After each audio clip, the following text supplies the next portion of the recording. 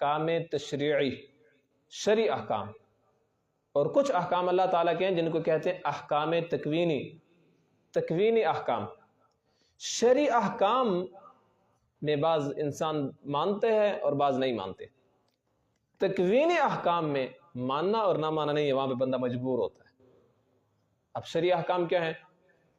روزہ ہو گیا، نماز ہو گئی، زکوٰۃ ہو گیا، حج ہو گئی، جہاد ہو گیا، تبلیغ ہو گئی، اس طرح یہ جو عبادات ہیں، صدقہ وغیرہ ہو گئے، عشر وغیرہ ہو گئے، ان میں آپ نے دیکھا ہوگا کوئی بندہ کمزوری کر لیتا ہے، نماز کے اندر سستی کر لی، روزہ چھوڑ دیا، قضا کر دیا، زکوٰۃ فرض ہے، زکوٰۃ ادا نہیں کی، اب ہے تو اللہ تعالیٰ کا حکم، اس کے اندر یہ سستی کر رہا ہے، اس کو چھوڑ رہا ہے۔ یہ تشریعی احکام ہے، اس کے اندر بندہ سستی کر سکتا ہے، آگے پیچھے چھوڑ سکتا ہے۔